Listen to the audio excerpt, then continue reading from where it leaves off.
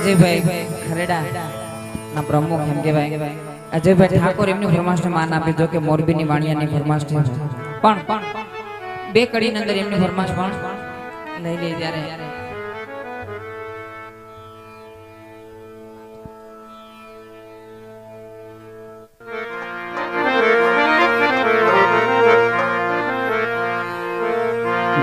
કુવા કાંઠે ઠીકરી એવી ખસે મોજડી